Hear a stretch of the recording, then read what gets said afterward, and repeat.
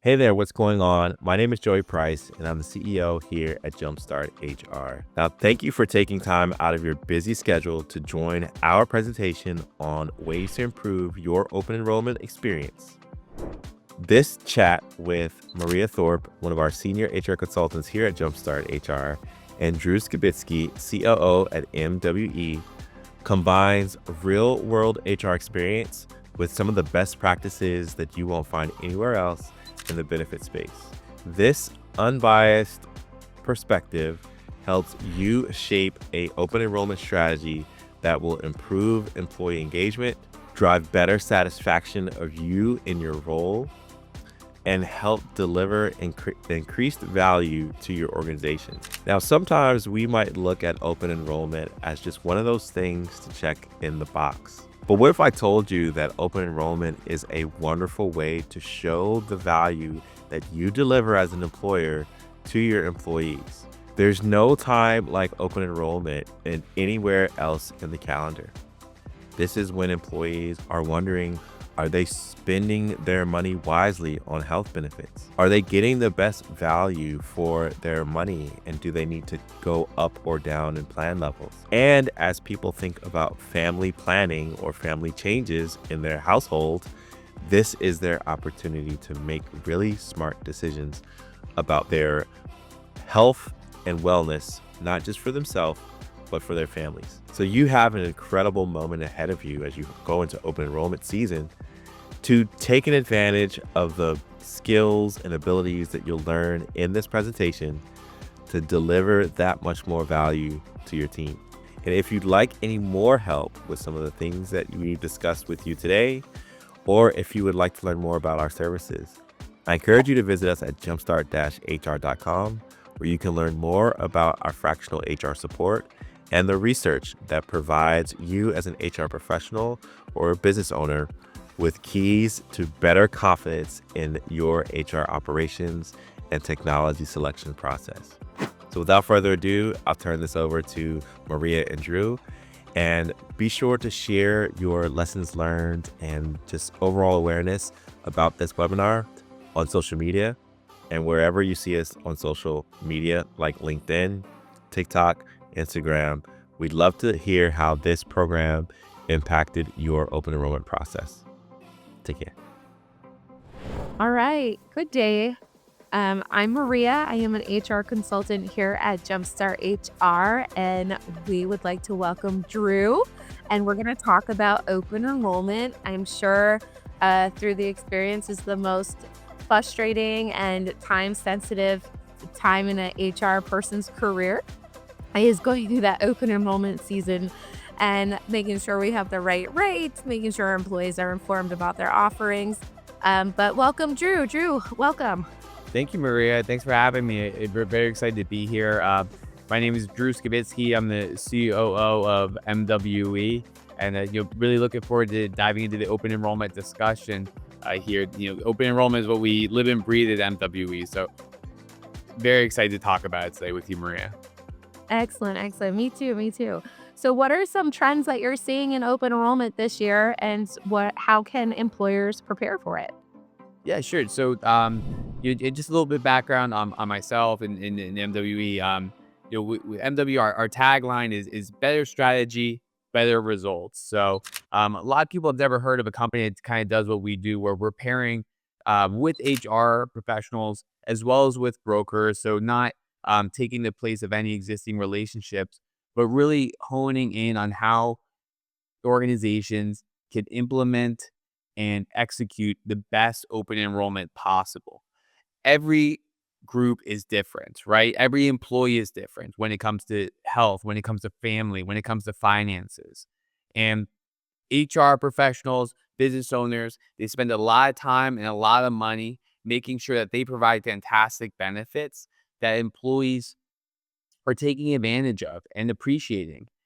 So one of the things that I'm sure I'm going to speak to a couple of times is making sure that employees understand and are able to appreciate what those benefits are. Open enrollment is the time of year where we get to showcase that to the employees. We get to remind them how fantastic it is to be a part of our organization, because of not just the work that we do that we're proud of, not just because of the people we get to work with, but also because of the programs we have in place to take care of our employees and their families. This is my first, I'm going through open enrollment the first time as a father this year. My wife and I had a Mm. baby this summer. So now more than ever, I am conscious of how important it is to make the right decisions come open enrollment for your, for come the open enrollment window each year. Yeah, that's I completely understand. I also have a child and I believe we spoke about that before. And making sure that you have the right coverage for their care, your care, life happens, right? And making sure that you have the benefits you need for when those moments occur. I also Absolutely. find too with employees sometimes in terms of like informing them I always get around employees never read emails, right? So I always try to keep my communication very like short, sweet, and concise. And so they're gathering the most information that they need to make the most informed decision. And I think it's important for for companies to partner with their brokers and service providers and be on site or have a meeting and really engage in dialogue. I think that's really, really important. Absolutely, Maria. You were talking about trends a moment ago. I think one of the trends that we've seen, really, especially accelerating over the past 5 years, is the adoption of technology in open enrollment. I think it's around 70% of companies nowadays are doing at least some sort of digital, if not a hybrid approach to open enrollment. Which that could be a great thing, but I think that there could be a danger a little bit too when you lean too much into technology. At MWE, we say there needs to be a pairing, right, where the open enrollment is accessible, it's educational, and that's on both fronts. The benefit side, understanding how the insurance works, how the different options are going to work, your rates, and there you'll have employees that are well versed in insurance. Some of them, they're like me. They talk about insurance all the time. They might have a Mhm. situation in their household that causes them to really be keen to what changes are going on with the health insurance market in particular. At the same time, you might have employees, especially depending on the type of industry that you're working in or the demographics of your population. They might understand insurance, but really not be comfortable with the technology side of things. So to your point, just sending out an email saying, "Hey, great news, we're doing open enrollment online this year." That might mean everybody knows you're doing open enrollment online, but it might not mean that your employees are really understanding those benefits in the same way that they did when you were meeting with them and doing that in-person presentation and maybe the more traditional way of going through open enrollment. That's something that we see a lot, and kind of like you said, not every employee reads the email, so it's a lot about meeting people where they are. We talk a lot about using benefits counselors with open enrollment these days, especially, I talk to a lot of, HR teams. It might be an HR team. I just got off a call. It was an HR team of two for 200 employees. Hmm. It's not realistic for those 2 HR professionals to sit with each employee one-on-one and walk them through. They were using Paylocity in this case and go through every single benefit, but they can utilize benefits counselors, licensed, educated professionals that can meet with their employees virtually, in person, and walk each person through the process. So making sure that they're comfortable with the platform that's being used, making sure their questions are answered in real time, making sure they're getting one-on-one answers to the benefits as well. Again, everyone's situation is different. I mentioned my wife and the baby. Our situation is different than it was last year. I'm going to have different questions about my medical options than I had a year ago. Having that one-on-one conversation in real time, allowing the other family members to be there, having my wife on the Zoom call with me and the benefits counselor, it's an incredible way to really again meet employees where they are, have engaging conversations where the employee is walking away not just enrolled and not just selected their benefits, but empowered and excited about what the HR team and those business owners have invested in the employees and the company. Yeah, I really enjoy the benefit counselors. I think it's so important. And for an HR professional too, there's a boundary, right? Where this employee doesn't have to disclose diagnoses or medical information to the HR professional when they're not ready to do so, or if that, especially one of the things I noticed too is like a lot of trends. We're talking about trends, right? Is Mhm. the need for mental health and medications. Like employees are there's a stigma around that, and I'm starting to see more and more employees to kind of get more vocal about the challenges they're dealing with or the medications that they need to be a part of.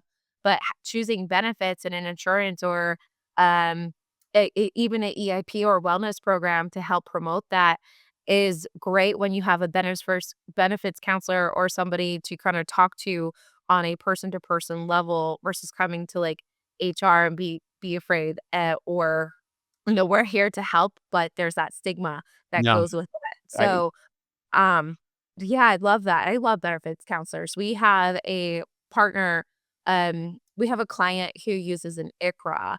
oh, And if for those of you who don't know what an ICRA is, it's a health reimbursement arrangement for individual coverage. And their support team is phenomenal for qualifying life events, for changes. They will reach out to you and say, "Hey, we received that you had a qualifying event. These are your options," and we'll spend the time to sit down with you and say, these are the plans that you can look for. This is what you should be looking for, and have those dialogue. And I think it's a really positive experience for employees. I couldn't agree more, and I think the thing you touched on with which is really important is, again, the mental health, not just mental health, but, all sorts of conditions that folks are dealing with these days, whether they're taking, different medications, they're dealing with chronic issues, maybe they're a cancer survivor, or have gone through other catastrophic illnesses. At least in where we see a trend right now, especially in the voluntary side of things, is more and more companies are looking for those guaranteed issue voluntary plans, right? So when I say guaranteed issue, I mean no underwriting questions, no medical analysis, no physician statements.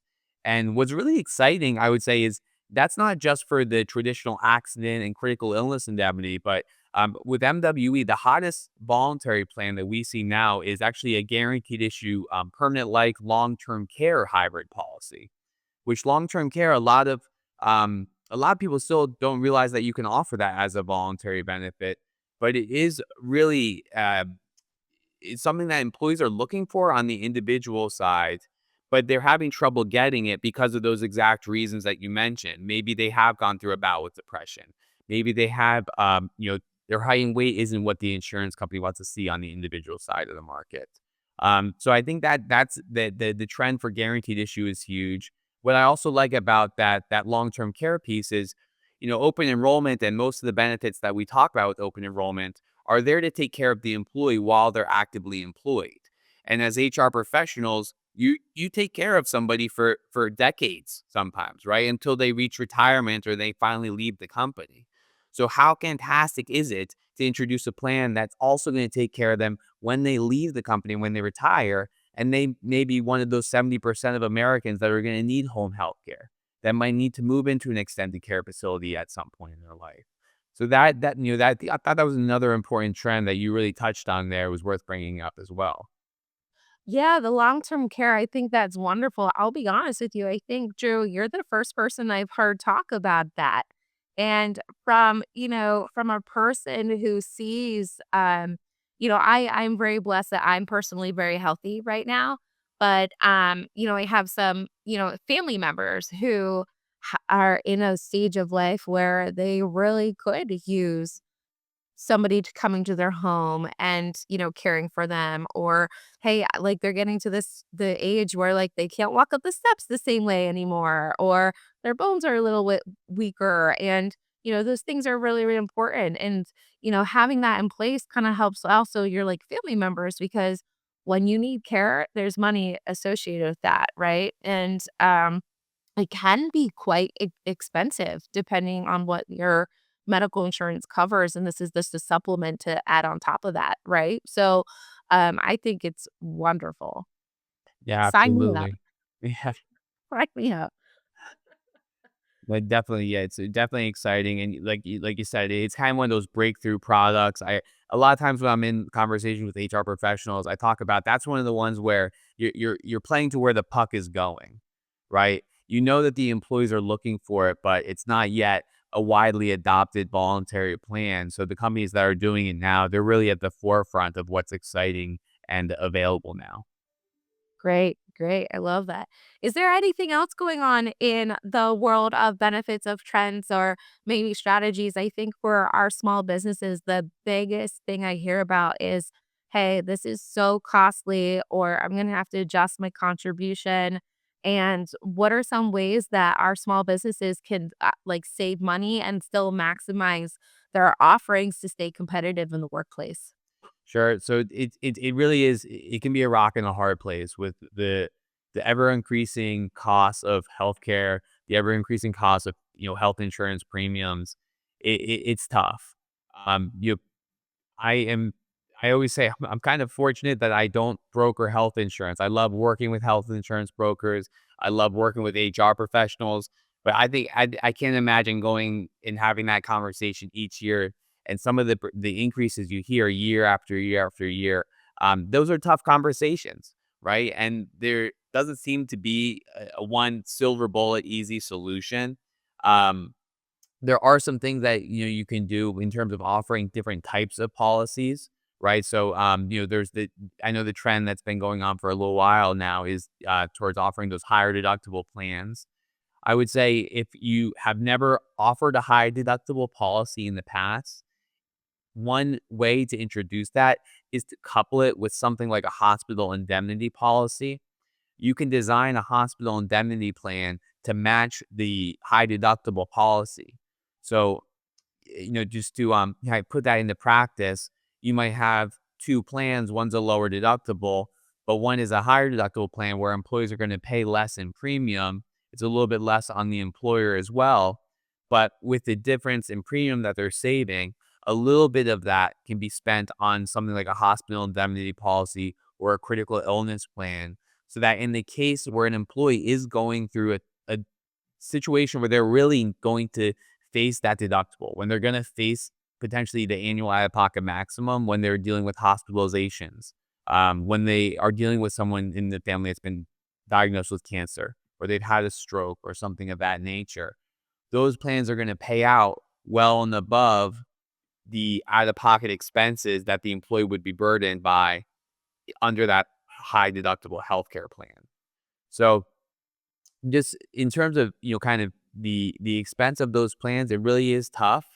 But when you at least allow a few different options on the healthcare side of things, I would say if you have a provider that can help you navigate the market of voluntary plans to complement that, especially for neutralizing deductibles and out-of-pocket expenses, that's something that is a great it's a great way to introduce a policy that otherwise sometimes employees can be nervous about, right? I don't think anyone likes to hear the words high deductible. I certainly don't. But I if don't I either. but I have one. I have a high deductible plan, and I can tell you I'm one of those folks who we opted in for the high deductible policy. But if, we're in a tough situation where we are going through a catastrophic diagnosis, or I'm in a terribly bad accident, we have some of those complementary plans that are going to pay us the tax-free money to help offset the out of pockets as well as some other things such as loss of income and that sort. Yeah. That's really great. That I never I'll be honest with you, I think that's a very strategic way to, yes, like these medical premiums are high, but here's another option that you can also, you know, provide in the event that you're not also dipping like because some high deductible plans, you have your HSA, right? Mhm. So instead of just tapping into HSA, you still have money to save aside for whatever you need associated with your medical expenses in addition to this plan. So it's like a holistic approach to care. So it reminds me of like this budgeting practice I heard of like you have to have like your emergency fund for like 3 to 6 months. When you Mhm. have a plan like that, like even if it's a high deductible with an HSA or that hospital indemnity plan altogether, it's like, oh, life happens and you're just yawning because you're set up for success and not worried about not only like what's going to happen with my job, like leave and like medical expenses and the things that occur when life happens, right? Of When those course. things happen, as a place of peace and say, okay, now I can focus on the things that really matter, and I'm not going to have to stress about some of those bills that would come in because I have insurance Of to help course, with that. and, what you just mentioned about the income security is a big deal as well, right? If your employer offers disability, either employer funded or on a voluntary basis, a cost share, that's fantastic, right? You really want to take advantage of that. A lot of people see disability as the ground floor of their safety net. What I'll mention about those other policies though, which is I think important to note, is I'll tell you like when my wife was in the hospital having the baby Lane over the summer, I wasn't at work. And Mhm. my short-term disability didn't pay me anything, right? Obviously, I wasn't pregnant, I wasn't delivering the Right. baby, but that hospital indemnity policy that we had, that covered the whole family, so we were able to use those funds not just to offset the deductible, but also some of the income that I lost for not being there at the office so I could be with my family during that time. That is wonderful because a lot of small businesses, they can't afford these, like, paid parental leave practices or things like that, so, that could be really, impactful, and I love that for you. I do wanna go back to that short-term disability. If I could think of a client who I probably convinced every person to sign up for the minimum, at least short term. It's a voluntary benefit because as an HR professional who's been in the practice for 10 years, you see all kinds of things. People need surgery, somebody broke their ankle, somebody got hit by a car, like some pretty like intense stuff. And if they don't have those benefits, like, oh my goodness, like it can really, really hinder them and their overall well-being. And so I always tell people, yes, it's money that may be out of your paycheck or it might be employer funded. Either way, it's important to have. And I just encourage people just have it because you never know when life hits you and you'll get at least something. And that something is better than nothing. I'm a huge fan of disability benefits. I couldn't agree with you more. I tell people, if you're independently wealthy and you came to work for fun today, don't worry about short-term disability, okay? But if you're like me and you love what you do for a living, but you better keep doing it, make sure you have short-term disability. Yeah, 100%, 100%. Oh my gosh. So, Drew, as people in our organizations are preparing for open enrollment, what are ways to be making the open enrollment process extremely easy for employees and employers to do and process those enrollments? Sure, great question. I mean, I think there's 1,000 different ways, right? And really, the simple answer, it comes down to knowing your employee population a little bit. And again, meeting people where they are, right? If you have an employee population that's maybe not terribly tech savvy, you it might not be the best idea to just send out an email and hope for the best. Um, by that same token, if you have uh, you're a HR professional running a 100 employee company where 90% of the employees are virtual, it's probably going to be tough to do an in-person open enrollment. So again, meeting people where they are, and that I mean that literally. I also mean that figuratively. Like for example, language it can be a barrier, right? I know. I don't think a week goes by where I don't talk to someone who says, "Well, hey, you know, a large number of my employees prefer Spanish. A large number of my employees, prefer, French." I had a situation recently where there was a large Farsi speaking population. Oh, So wow. having the resources to explain and engage those employees is super important. And again, it depends on the company, it depends on the organization and that HR professional, but they need to know who their employees are and how to connect with those folks. Similarly, we said it a couple of times now, sending out the emails is great, right? But one of the things that we really encourage during open enrollment, when we're talking, open enrollment strategy at MWE, we always encourage a text campaign. 90% of text messages are opened within 2 minutes of receipt. Email has a typical open rate of around 20%. That's an open rate versus a 90% read rate within 2 minutes. So we typically do a 3-prong open enrollment text campaign. The first is to let employees know open enrollment has begun. The second is to say, hey, just checking in. You have, another week left of open enrollment. And then one last call, maybe about 48, 72 hours before the close of open enrollment. And what we do with that, we call it Smart Engage, because what it does is it also washes out employees that have already engaged with open enrollment. So if Maria gets that text message the first day and it says, hey, open enrollment starts today, click here to set up your appointment to go through with the counselor. You click, you set that appointment. You're not going to get subsequent notices. However, those employees that, maybe that guy you hired 10 years ago that did his new hire onboarding and has ignored open enrollment ever since, they're going to get a couple of nudges saying, hey, you should really take a look at this. The company, just saying again that the company is they really want you to take a look. The other tool that we recommend is a voicemail drop. So a lot of folks haven't heard of this technology either, but the way it works is we ask the HR professional or someone in leadership at the company to record a short message. So, if it were me, it might be something like, "Hi, MWE employees, this is Drew Skibitsky, COO, excited to announce the start of open enrollment. This is the time of year where we get to say thank you for the hard work you do by demonstrating a fantastic benefits package that we hope you and your families take advantage of to the fullest. You should be getting an email and a text message to set up your time to walk through all the benefits with a counselor who can advise you in a confidential conversation. But if you have any questions, please call me or your HR team at 12345. That gets distributed to every employee simultaneously. They just get a missed call and there's a voicemail. So why I like that, again, is one, it's meeting people where they are. It's another approach. It's not an email, it's not a text message, it's a voicemail. The other thing I really like about that is it puts a literal voice from the company into the employee's ear saying how important it is and why it's so important that the employee engages with open enrollment. So again, it's meeting people where they are and making sure that they understand that um, this is not just something that HR teams do for fun, right?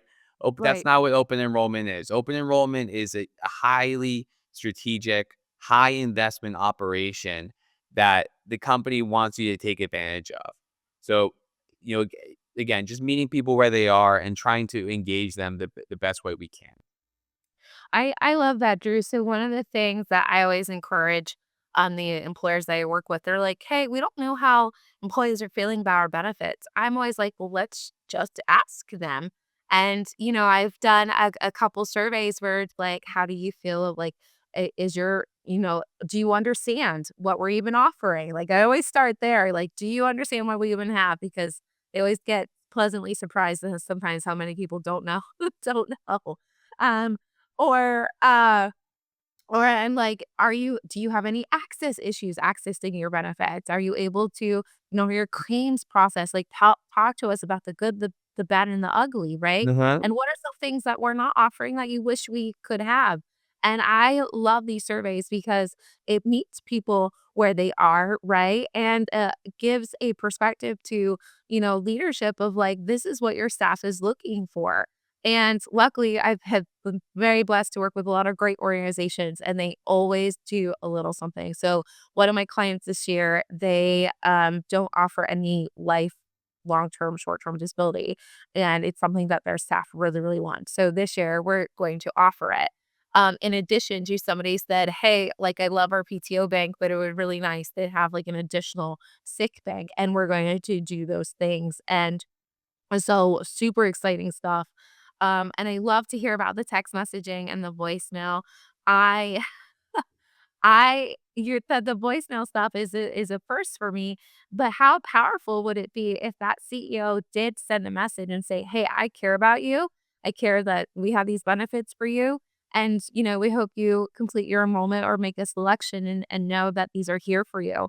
And that's a powerful message. Even when it's recorded, it's taking the time and it goes out to each person, and that makes somebody feel warm and fuzzy about it, right? It does. I love that. That's a really great way. I think from the employee perspective too is, making sure somebody is available to talk to and having those one-on-one conversations that we talked a little bit about earlier. This has been phenomenal, Drew. I thank you so much for coming on and talking to us about open enrollment and all your strategies. Is Thank there you for any having me. Oh It's my been wonderful, Maria. I really appreciate the opportunity to talk with you like this. Oh my gosh, my pleasure, my pleasure. Is there anything else that you feel like we should know as an employee, as an employer, or some things that we're ready to go into the open enrollment? Your final statement about open enrollment this year. I think my final statement I would say is, you know, get ahead of it and look at it from a fresh perspective. I know it can be easy to try and kind of to let yourself fall back into the routine and do what's been done and just throw in a technology and just kind of hope it fixes everything.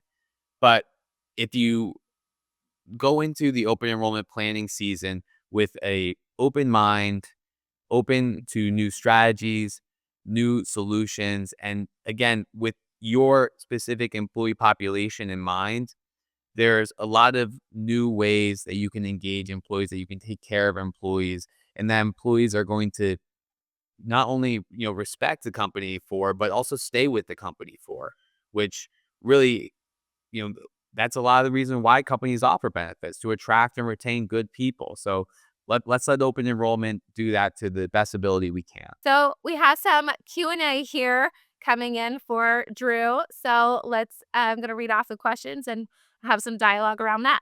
Cool. Open enrollment often becomes a transactional process, forms, deadlines, and compliance.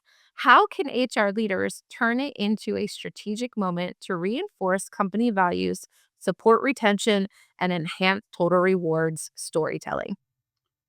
A great question. And like we said, the reason why you offer benefits is to reinforce values, to support retention and attraction of fantastic talent. One thing that I typically encourage is an active enrollment, at least if not every year, at least every other year. So when I say active, we typically talk about two forms of open enrollment: active or passive. An active enrollment is when everybody needs to actually go through and make a decision each year on what their benefits are. Passive is when employees can say, "Oh, hey, I'm not going to engage with open enrollment this year. Just keep everything the same." We highly encourage doing active at least every other year because employees, I don't blame them. It's a lot of companies offer a lot of benefits. You can have fantastic benefits, but it's not realistic to assume your employees are going to be able to remember how they work a year down the road. It's not realistic to assume that your employees' needs 12 months ago are the same needs that they have today. So, one is just making sure that you engage the employees with all of their benefits and ensure that they understand them. Right? That is one strategy that I would highly recommend. And the other thing that you can do, again, I know I talked about the benefits counselors before, but Maria, you had a great point that a lot of times I know there's things about myself that I don't necessarily want to tell my HR team, right? There's things about my own health, my family that I don't really want to bring up with all my coworkers. Those benefits counselors, if you're using the right team, they're being having confidential conversations where the employee can open up and really dive into the things that are most concerning to them without any fear or anxiety that that's going to be let out into more the general public within the organization. So giving the employee the impression and the reality that the company does value their individuality and their individual needs. Again, without making it a situation where they're uncomfortable with who that conversation, who they're having that conversation with. Great answer. All right, our next question is health plan costs continue to rise every year. How can employers balance cost containment with offering meaningful benefits with employees actually value without eroding trust? So yeah, that again, that's a tough one, right? The premiums keep going up, the cost of healthcare keeps going up. It's we said before, it's a rock and a hard place. I think one thing is to be transparent with employees and make sure they also understand kind of that this is something that's not just happening to one company, but healthcare costs across the entire country are going up. Healthcare premiums across the entire country, across all industries are going up. So it's important to understand that this is not something that the company is just deciding to do, but it's something that we're all experiencing and we're all battling with. Beyond that, we talked a little bit about offering some complementary plans to offset out of pocket expenses. We talked about doing things like the HSA, offering a voluntary indemnity policy. Another kind of just idea that came to mind is there's certain plans that can be offered, which may reduce expenses in another area of the business. And the one that comes to mind is accident indemnity policies. There's been a number of studies that show offering a voluntary or employer funded accident indemnity policy is likely to reduce the workers' comp experience rating for that organization, therefore driving down the P&C insurance that the company is paying for. So there's only so much we can do about the cost of health insurance, but there are some things that we can do to maybe drive down those insurances that the company is being rated on year after year experientially. That's great. That's really great. And our last question is many organizations still struggle with manual processes or outdated systems for open enrollment. And I know we touched base on those voicemails and text messaging, but what are the top technology or process upgrades you recommend to streamline enrollment? Yeah, that can be tough.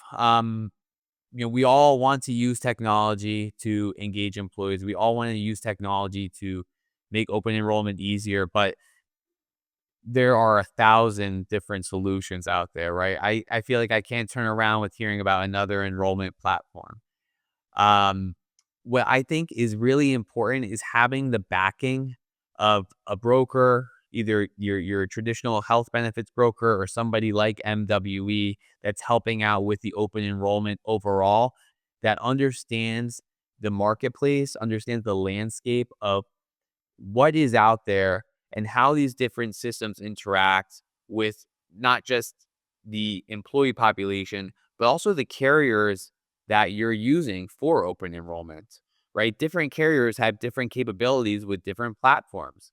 So if your broker doesn't know the difference between EDI or API and whether Blue Cross or Kaiser is going to work in that kind of fashion with Employee Navigator or Solaris or Paylocity, whatever it might be, that's a tough thing to carry on your own shoulders as the HR team. So having the right team support you and walk you through that process, I think that is one of the ways that you can ensure success. The proper people, they're not only going to give you a couple of options that are going to work with the plans and the carriers that you're offering or that you want to offer, but they're also going to do compliance checks, right? We talk about, a lot of times when we're building a case for a client that wants to do open enrollment online, it's like we're building the house, right? Open enrollment is when you move into the house. You wouldn't move into a house that you haven't checked out, that you don't know is, structurally sound. You're not knocking on the walls. Same thing with an enrollment platform. Before you go live, you want to be making the checks to make sure that your employee data was imported correctly, right? That Drew Skibitsky's date of birth isn't tied to Maria Thorpe's name or your social, right? You want to make sure that the contributions are showing up correctly. I've seen it before where a company goes through open enrollment and at the end they realize, oh, whoops, we forgot to put in the employer contributions, right? So employees are seeing wildly different rates than they're actually going to experience on their payroll deductions. Again, Mm, the technology is the technology. It's the computer. It's going to do what it's going to do.